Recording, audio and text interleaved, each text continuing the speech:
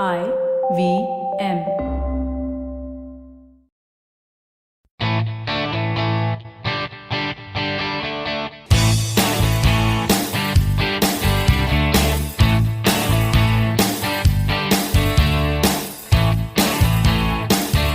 Hello and welcome to a brand new episode of the Musafir Stories, India's very own travel podcast, where each week we share the journey of travelers in their own words and relive their experiences with you, our listeners. Hey guys, welcome to a brand new episode of the Musafir Stories. Hope you all are well and keeping safe. Apologies that we have been MIA for a couple of weeks now, as we've had a pretty busy period with some big developments on our personal front. But we are back now with an all-new episode as our guest, the very talented Atul Sharma, also known as Social Maharaj, takes us down the memory lane to his happy place. Let's find out more. So, with that introduction, we'd love to welcome Atul Maharaj from the blog socialmaharaj.com. Atul, thank you so much for being a part of the Musafir Stories and welcome. Hi Atul, welcome to the Musafir Stories. Hi Faiza, hi Saif. Thank you so much for having me here. It is a pleasurable moment for me because I've been listening to your podcast episodes for quite a long time now. And for me, being here is like typical fanboy moment. So thank you so much for having me over here. It's our pleasure, Atul. Yeah. We've been following your work, and I was just discussing with you about the places that you've covered as well on your blog. Completely mesmerized by your work, and we are more than happy to have The feeling you. is very, very mutual, Atul, because we've been connected on social media for a while and also we've been following your work also for a long time. So it is our pleasure as well to have you on the podcast and chat a little bit more about you. But the introduction I gave about you is very brief, very concise. So why don't you tell us a little bit more about yourself and the blog? Yeah, sure. Like Saif introduced me, I'm Atul and I am a software engineer. By the day you can call, and rest of the times whenever I'm free I am a blogger and I blog at socialmaharaj.com. So I'm born in Lucknow, and if there has to be an example of ghat ka pani piya hai, it has to be me. So I started out so like I said, I was born in Lucknow, and traveling for me actually started back then as a kid. So my dad kept on moving and switching places, and that's how, I've been moving from Lucknow. I stayed for a decade in Gujarat, then moved to Goa for a few years, and then moved to Panchgani for 4 or 5 years, and then to Bangalore, then to Noida, and finally I'm in Hyderabad for the last 6 years. As and when I traveled, I thought, it's always great to have things documented, and it might be helpful to people. So I started my website in 7th standard. It converted into a blog in 2011. And it's almost, 10 years that I have been blogging at Social Maharaj. Oh my God. So thank you so much. And yes, Atul ne ghat ka pani to piya hai, but a man of many talents as well, like we have found out. So Atul, why don't you tell us a little bit more about this? Given that you've traveled so much, where are you going to take us and our listeners today? Right. So, like I said earlier, having traveled so much, I have stayed in a lot of cities for a long time. But then there is this place which is quite close to my heart. And the reason being that, I have a lot of my memories associated with that place. So I'm going to be taking you and all the listeners to Panchgani today. And that's where I have spent 5 years, the golden 5 years of my childhood, I'd say. So we'll be traveling to Panchgani today. Okay, oh wonderful. Yeah. Yeah, I think Panchgani rings a bell in a lot of our heads because Taare Zameen Par, that's where the kid goes to boarding school, right? Yes, absolutely. And in fact, I don't know how many of you are aware, but that entire boarding school shooting was actually shot in my school. Oh wow. Yeah, so Faiza, you're listening to it from the horse's mouth this time because we just heard about this incident, but Atul was actually in the midst of all of this happening. So tell us a little bit more about Panchgani, though, for listeners who might not know where exactly this town is located. Atul, would you like to draw this out on a map? Yes, sure. So Before I talk about Panchgani, there's a lot of confusion between Panchgani and Panchmadi. People often interchange both these places. So Panchmadi is in Madhya Pradesh and Panchgani is in Maharashtra. That is where I'm taking you all today. So it is a small hill station in the Western Ghats, in the Sahyadri mountain ranges, and it's about 100 kilometers from Pune and about 250 kilometers from Mumbai. Okay. What are the best options to get there? So, like I said, Pune is the best, the nearest city from Panchgani. And so most of the people actually drive from Pune to Panchgani because that drive is quite scenic, because Pune itself is quite a place in terms of the landscape. But then when you travel from Pune to Panchgani, you will have a lot of varied landscape in between. So we have an expressway for most of the journey, and then we have the mountains, the Ghat section coming in. So Pune is the place, the nearest place where you can, get down and head to Panchgani. Other options would be Kolhapur as well, but Kolhapur, has lesser connectivity if you see from, the railways and flights as well. So Pune is the best place. Yeah, Okay. wonderful. And also just kind of adding some more context around this.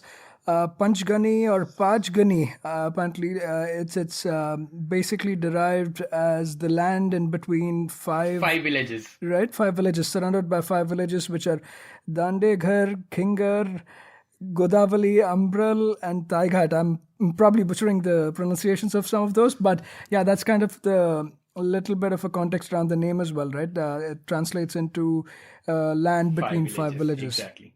Yeah, and also as with many, I guess, of the other hill stations around India that were propelled into popularity or were kind of set up also in one way by the Britishers, right? We covered a few of those in the past on the podcast as well. Places like Shimla, Landor, Mussoorie, and all of those usually came up during the British Raj, right? The officers used to use them as kind of summer getaways, summer retreats. Yeah, exactly. And Panchgani seems to have a similar origin as well, because it's one British officer called Lord John Chesson. Chesson. Yes. Okay. In the 1860s is when he kind of discovered this place, and given its very optimal climatic situation, given that it was a hill station and stuff like that, he kind of set up this hill station surrounded by these 5 villages. So that's a little bit of backstory, but Atul, please feel free to add more if you know further to this. Yes, absolutely. I think you have covered most of it. So just a little bit to add to it. There's actually a road in Panchgani which is known as the Chesson Road, which is which goes by the name of Lord Chesson. So it's on his name they have named this road. Right. And even the school where I stayed in, we had a small a dormitory which we named as the Chesson House back then. So in terms of history, like we already discussed, that British Raj, that's when the town was developed. But then there's a lot of influence from Persian and Iranian folks as well. So there are a lot of settlements from people who have come back in the day from Iran and Iraq, from the Middle East region, and they have settled in Panchgani, and it's their 4th or 5th generation currently in Panchgani. So even the school where I studied in, so it was a school run by the Baha'i community of India, and most of the people in the school, as in the teachers and students, a lot of them had the Iranian or the Persian background to them. Okay. Interesting.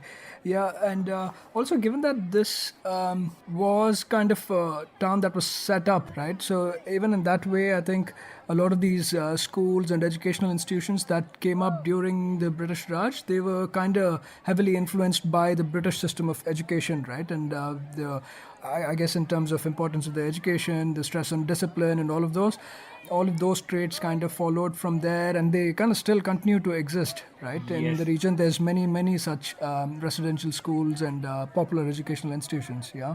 Yes, and most of these schools, I think if I have to talk about the oldest one, there has to be Kimmins High School, So it was started back in 1880s or 1890s, if I'm right. And back then it was a girls' boys. It was a co-ed school. But while I was in Panchgani, that's around 2007, 2006. It's only a girls' school now, and the school building exists and it's fully functional. And then what happened was that these schools were set up by the Britishers, so it was more towards Catholic side, and a different way of teaching was there. So after a while, since Kimin set up, then there's a St. Peter's School, which is a completely boys' school. So once these schools were set up, similarly, there were schools set up by different communities, different religious communities in Panchgani.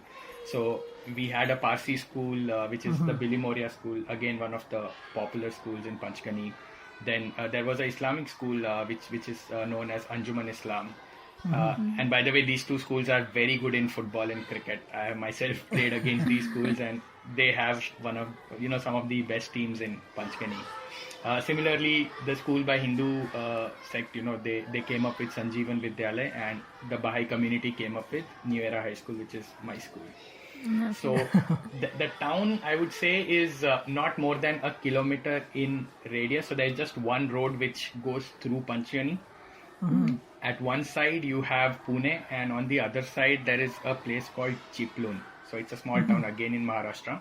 So one side will take you to Pune, other side, if you drive, you can even reach to Goa as well. Okay. So it's just in that radius of 1 kilometer, there are about 35 to 40 all residential schools in Panchgani. It's something about the air of Panchgani, I think, that it attracts all of these wonderful residential schools as well. But yeah, overall, even the town, like you said, right, very small, very quaint, and quite calm. And just a little bit more while we're talking about the boarding schools and the educational institutions here, the St. Peter's School that you mentioned, right? That also has a very quirky history. I found out that Freddie Mercury, the popular singer from the band Queen, he actually studied here for a little bit. While he was growing up. He was originally, I think, from one of the African countries and has a Parsi background as well. But he ended up here, and he spent a few years of his life studying here at St. Peter's School. So for those that kind of care about music and Queen fans. Freddie Mercury actually grew up in Panchgani as well. So a little bit of trivia for the trivia nerds here. Right, and even to add to it, all these schools in Panchgani, since they are quite old, there are a lot of celebrities who have actually studied in Panchgani. So if I have to take a few names, Twinkle Khanna was an alumni of my school. Oh, wow. Karan Johar is an alumni of my school. Okay. Though he, in his book, he actually mentions that he tried to run away from school and he was caught by the security.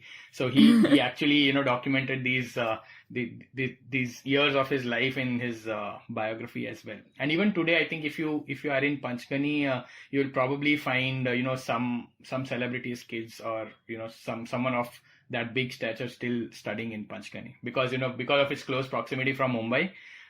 It's like a lot of people send their kids over here, away from the typical concrete jungle and cities to this hill station where it's, all quiet and focused. Yeah.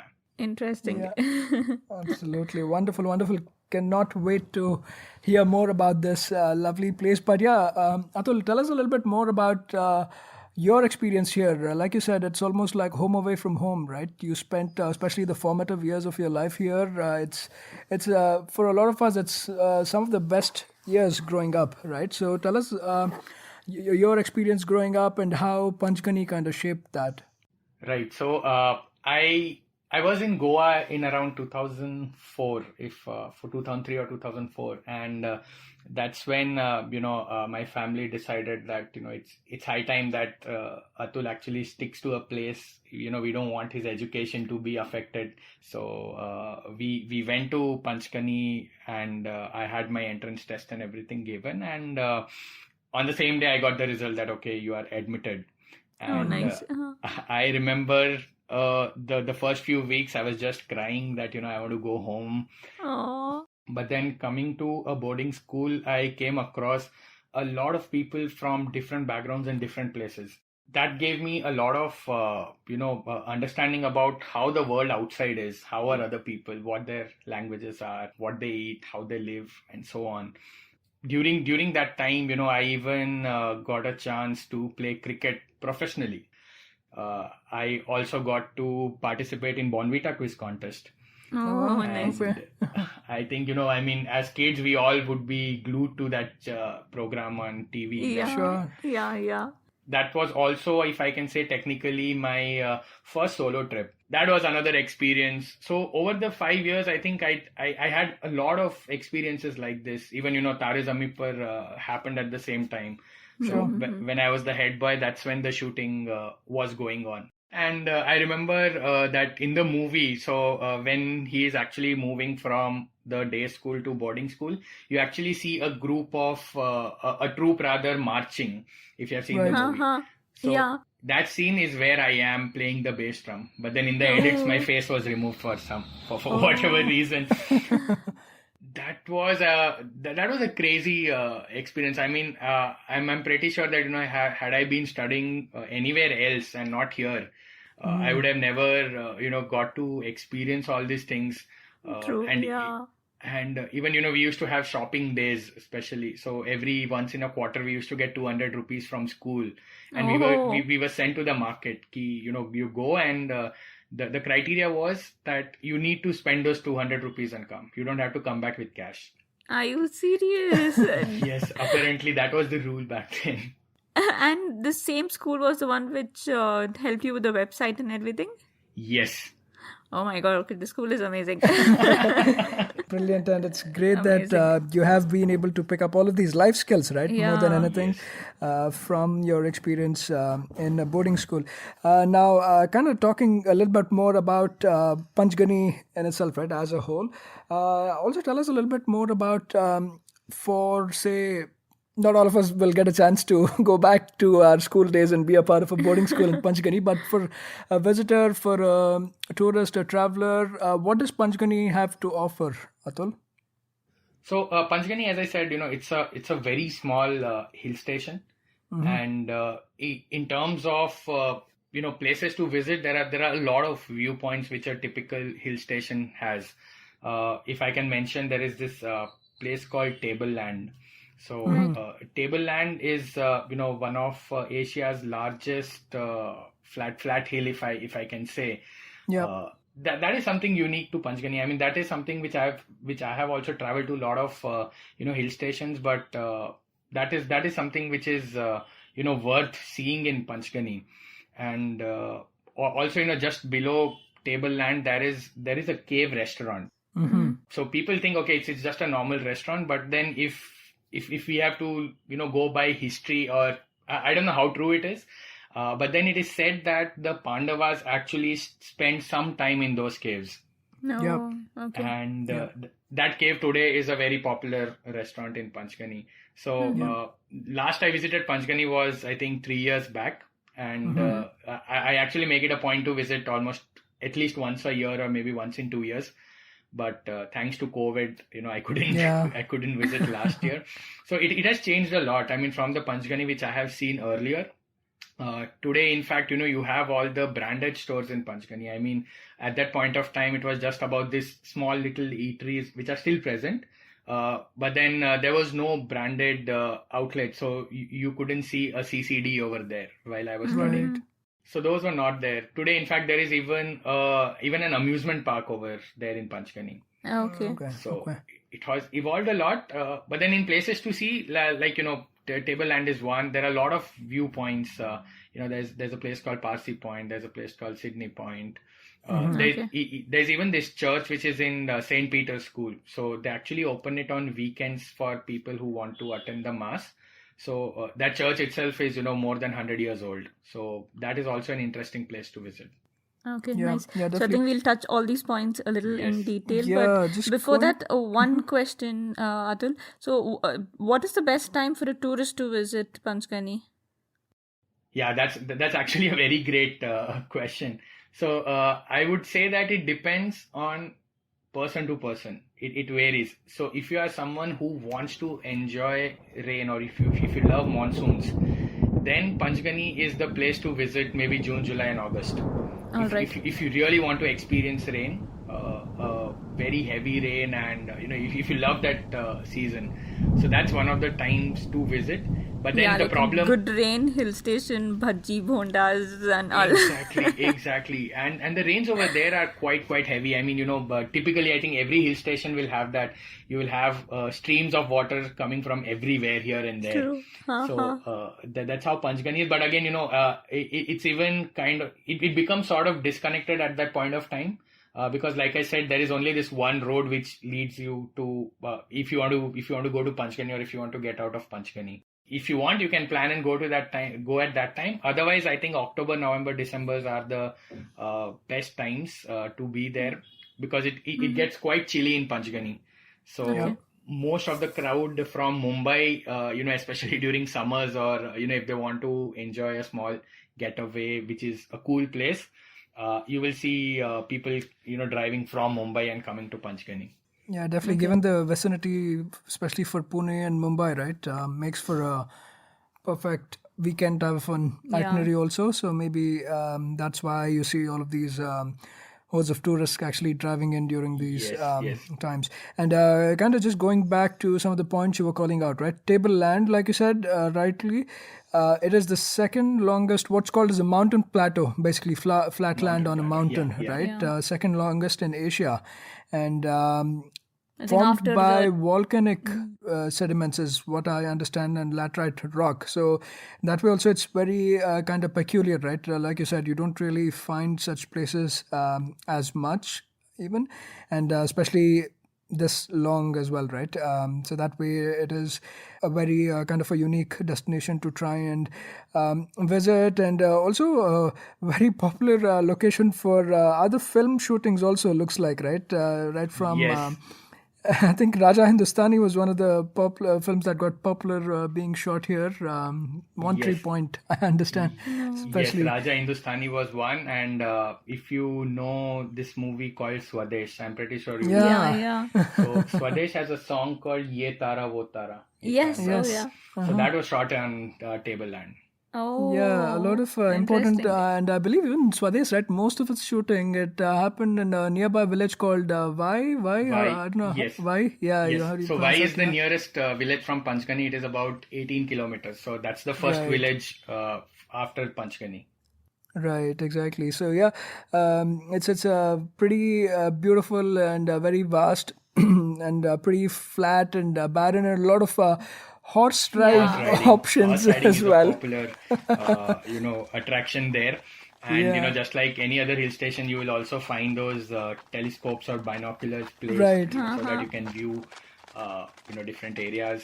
You'll have sweet corn, and, the typical touristy stuff. It happens here. And interestingly, there's also a small lake or pond, if I have to say. Yeah. It's right there on Tableland, and it's like completely unexpected. Yeah. And another unique thing about Tableland is that every direction gives you a different view. So one side you have the Krishna River, or where you spoke about Vai. So that's one village on one side. Then you have another village which is called as Chikli, which is again downhill, and it is on the banks of the Krishna River. So you get one view on that side. The other view you get towards the Kingar village, which you spoke.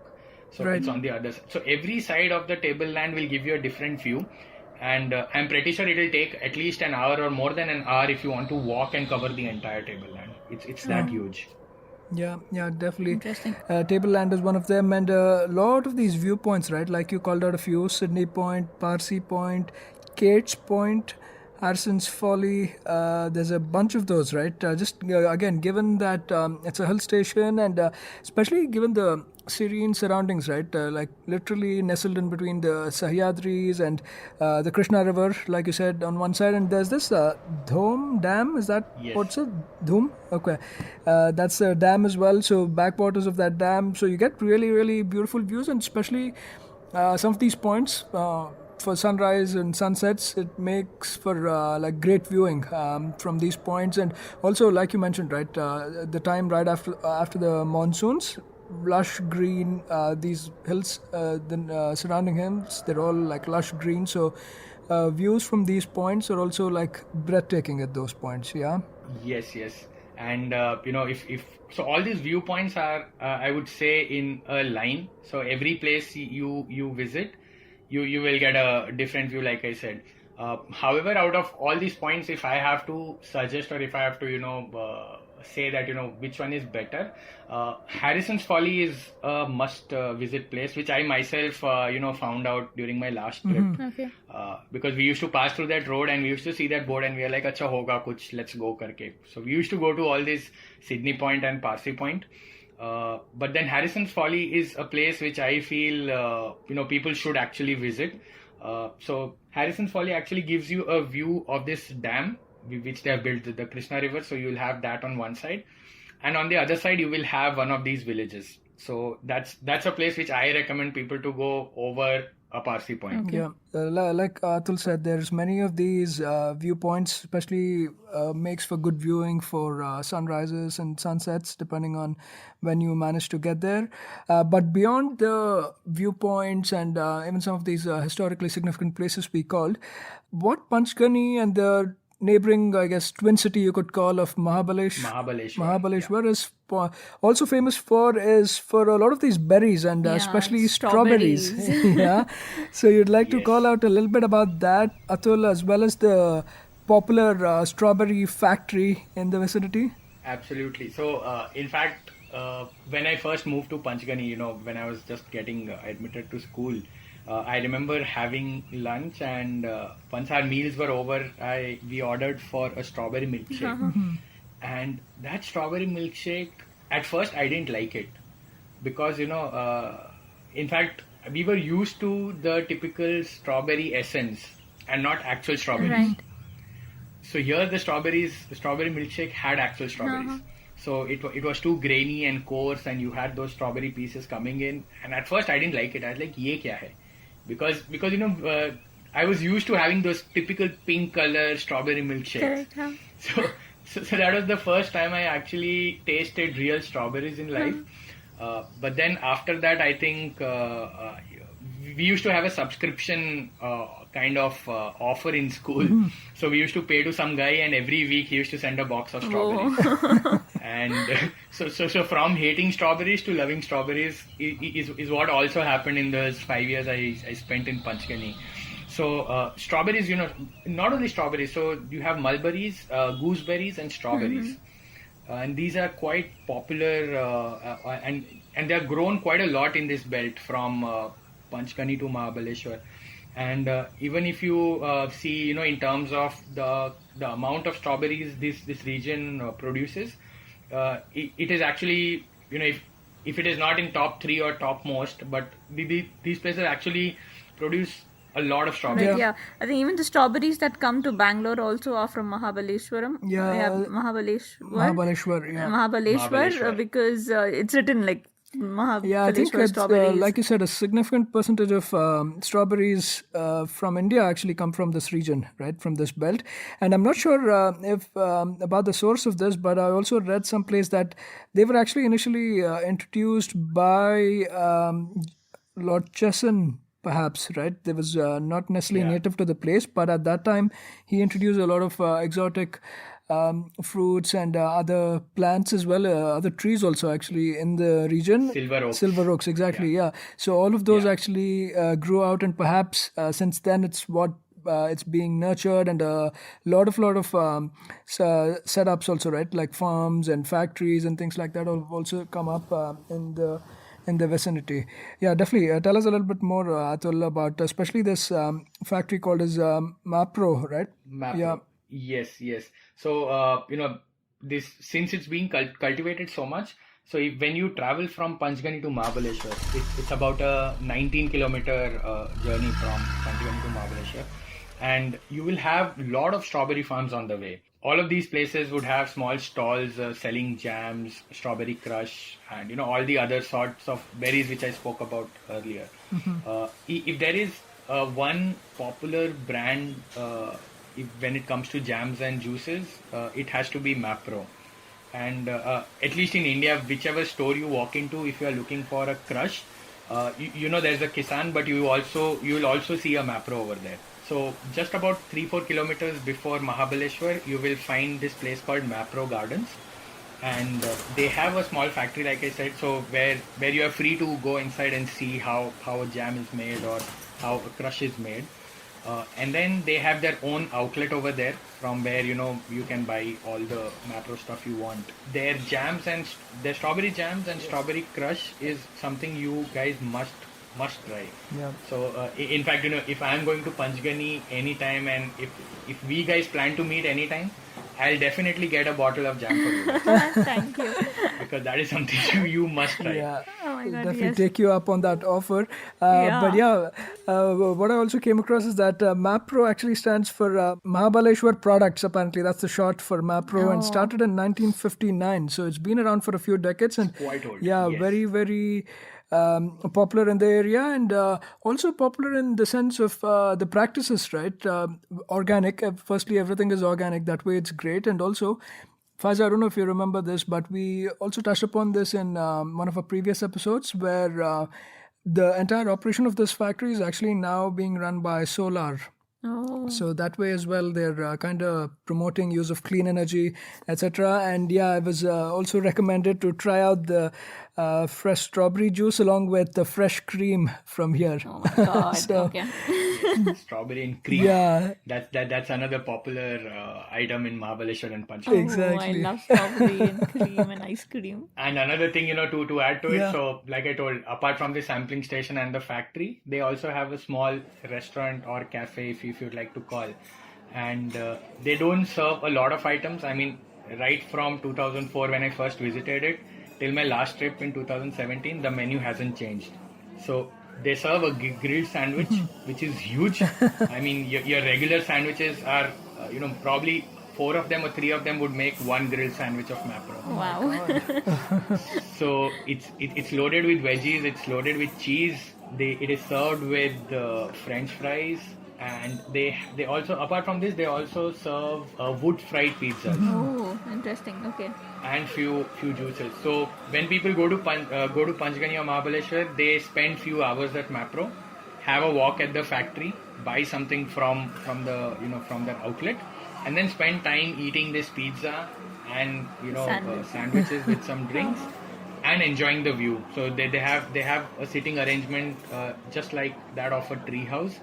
So you just walk over to the floor above, and you get the entire view of the valley, the river, the mountains from there, and then you enjoy your food with the view.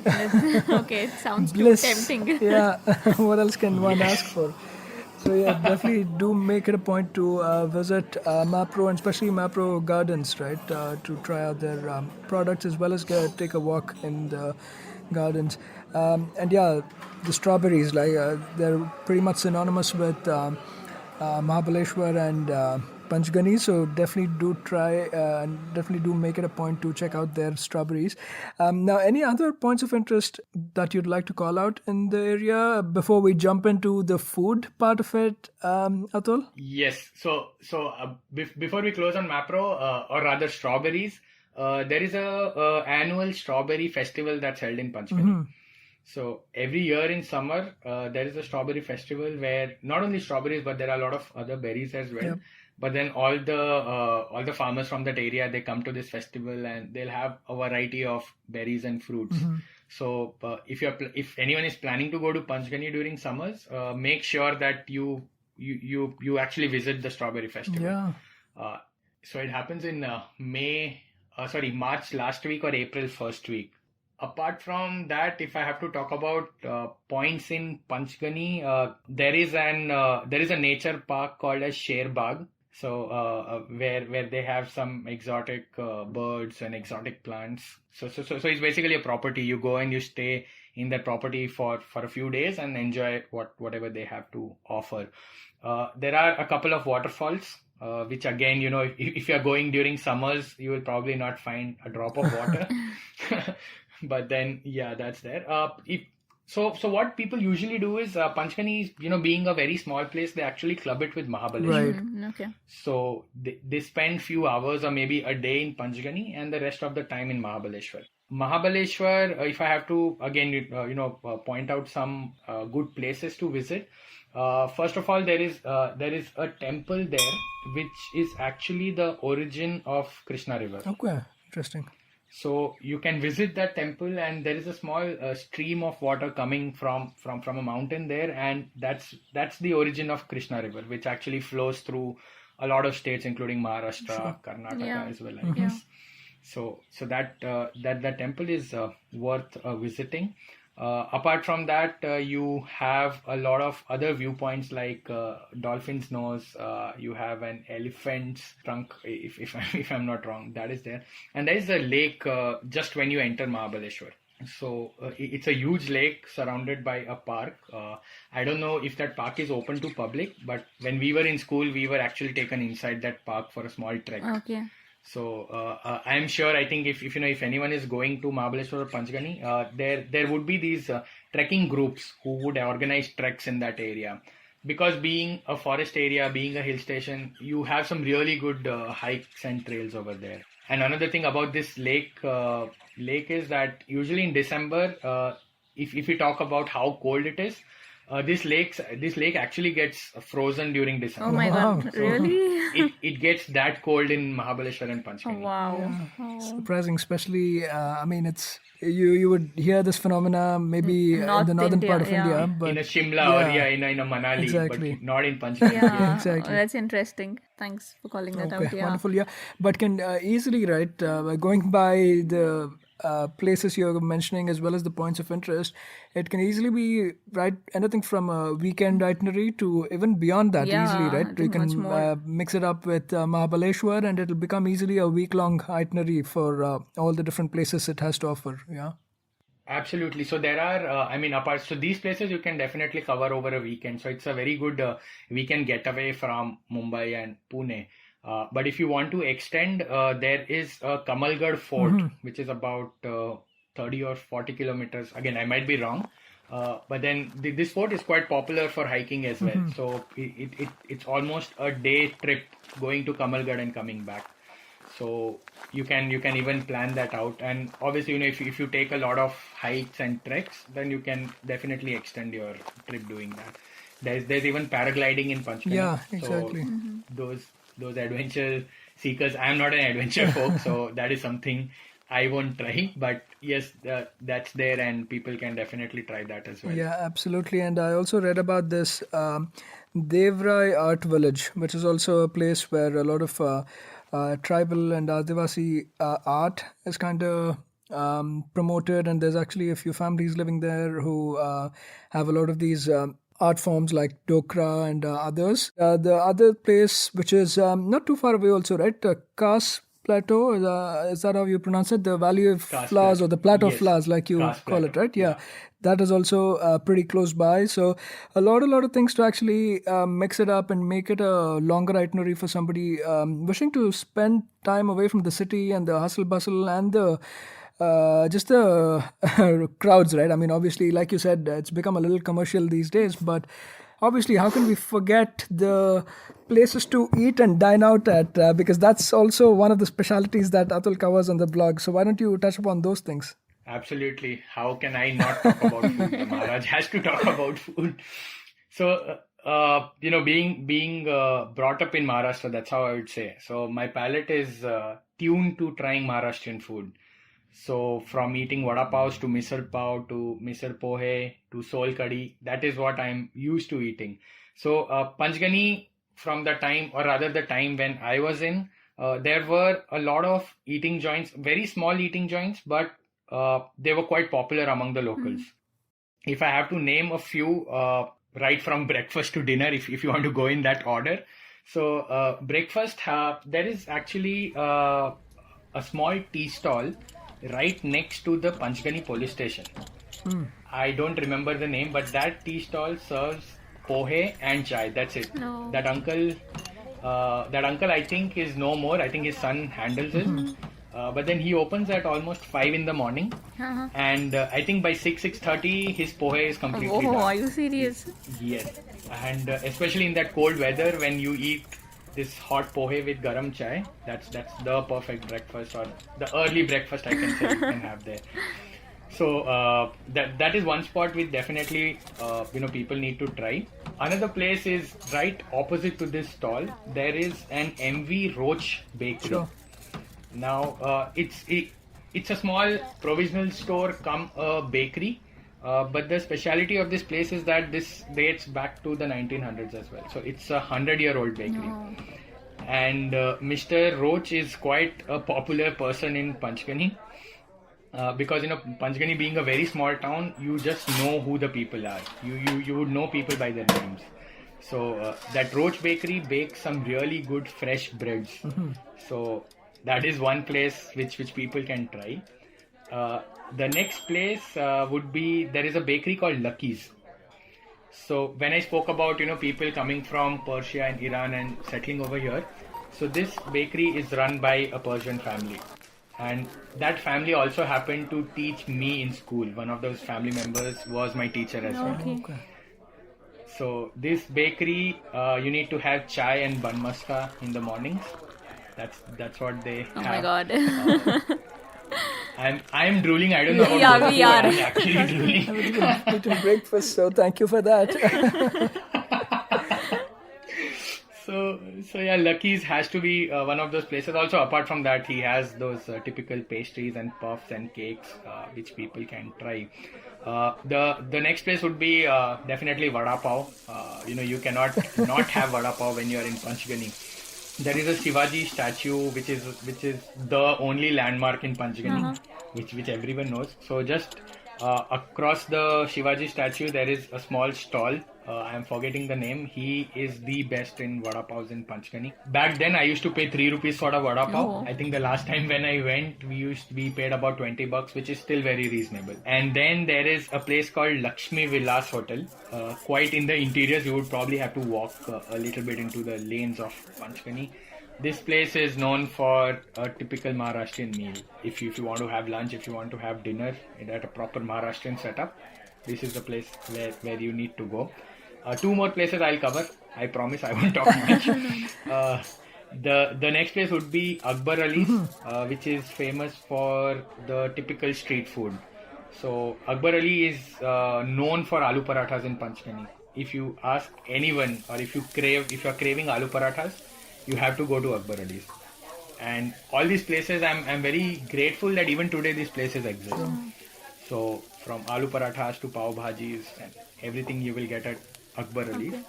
So after you are done eating all these things, now you need to have some desserts, Right. because these were all like breakfast, lunch, snacks, dinner. So coming to desserts, there is an ice cream store right behind the Shivaji statue, and its name is Hilltop Ice Creams. He has a lot of flavors, and he actually makes this ice cream at his place. So it's not a typical branded ice cream which you'll get over Oh, there. nice. 2 flavors which you must try over here is Gulkand. Oh, okay. Interesting. Gulkand is very popular in Panchgani. I mean, you can even get those packed bottles from Mapro as well. Even they make Gulkand. But this Gulkand ice cream is next level. So it's typically those scoops. So you want 1 scoop, 2 scoop in a cone, in a cup. That's how he serves. And next there is a green chili ice cream. Oh, wow. Are you serious? Yes. Okay. So I remember the first time I tried it, I just probably licked it a couple of times, and my throat, I just started coughing. I was like, boss, this is too spicy for me. Because, it directly hit you in the throat. Yeah. Okay, that's interesting. Green chili. I've never heard of a green chili ice cream. Then you should try that. Or in case if you are in Hyderabad, I can make you taste a red chili ice cream, which is quite popular over here at one of the places. Okay. Hilltop, is this what the place is called? Hilltop Ice Cream? Yes, Hilltop ice cream, quite popular. Everyone knows it. Okay. And this again is a very, very old store run by, I think, the third generation now, if I'm not wrong. So that is what a complete itinerary of food is. Also, apart from this, you have a regular, restaurant setups. You have CCD if you want to have coffee, or you have some other restaurants here and there as well. But these are the places which I would definitely go whenever I'm in Panchgani. Yeah, absolutely. And a lot of unique ones out there as well, not to be missed at all, especially the local bakeries and the cafes, and also places like Akbar Ali's, right, that have been around for a while. Yes. So thank you so much for calling those out, Atul. I don't know what else one could ask for, right? Because you Yeah. have the wonderful weather, you have the beautiful scenery, the beautiful views, and now you have food, yeah, a stomach full of food to enjoy, and I could call it paradise, right? It's a perfect itinerary for anyone just looking to take a break from city life and head out to a calm, quaint place that's not too fast-paced and nice and laid back. I think Panchgani would make a perfect itinerary for that. And no wonder, like you mentioned, right, celebrity kids, not just celebrity kids, even celebrities, I believe even Aamir Khan and Urmila Matondkar, everybody has like their farmhouses and things like that in Panchgani. Yes. It is the perfect getaway, especially for people living in Mumbai and Pune. Yeah, it feels like at least I am transformed to a different place altogether. I'm like, okay, I need to come back to reality where I am. Thanks so much to both of you for having me here and giving me this chance. And I can go on and on talking about Panchgani. So I hope this would have been helpful and insightful for the listeners as well. And I'm open for any questions if they have in future, if they want to connect with me, if they want an itinerary, or even if I'm going to Panchgani, if they are there, I would definitely love to meet them. I would be more than happy to take you guys also around if you are ever planning to visit Panchgani. So thank you so much, Atul. It was like a wonderful journey all the way to Panchgani, your childhood. Feels like, at least like I'm telling you, it feels like I'm back in school and all this is happening. So thank you so much. Thank you so much, Faiza and Saif. And you liking this is a testimony that I can talk well and I can create a good picture. Of course, no doubt there. Koi shak. Yeah. Not at all. Thank you for taking us down the memory lane, Atul. Thank you so much.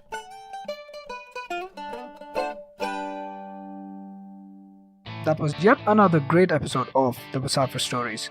If you guys like the show, please subscribe to us on iTunes or Apple Podcasts, Savan, Pocket Casts, Castbox, Stitcher, or any other podcasting app available on iOS or Android. Please do leave us a review on iTunes.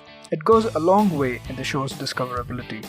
You can also follow us on Facebook, Twitter, or Instagram. We go by the handle The Musafir Stories.